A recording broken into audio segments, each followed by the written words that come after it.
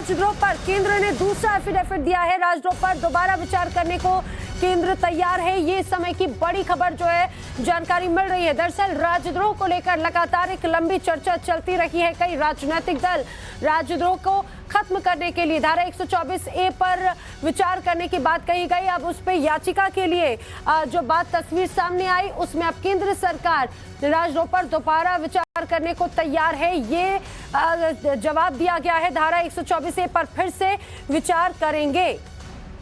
बता दें, राजद्रोह को लेकर पिछले कुछ दिनों से लगातार चर्चा इन दिनों चल रही है।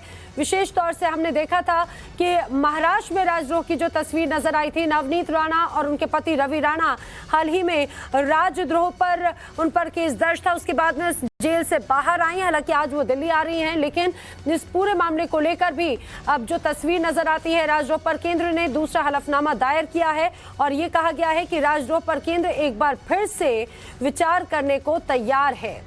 राजद्रोह कानून पर लगातार अलग अलग राजनीतिक दलों की तरफ से प्रतिक्रियाएं सामने आई थी। राजद्रोह को खत्म करने तक की बात कही गई थी, लेकिन इसी बीच जो एक अलग तस्वीर महाराष्ट्र में नजर आई, वहीं आपको ये भी बता दें, भीमा कोरेगांव की तरफ से जो ये पूरा जो केस सामने आया था, उसके बाद में एनसीपी चीफ शरद पवार ने भी राजद्रोह को खत्म करने की बात को एक बार फिर से दोहराया था।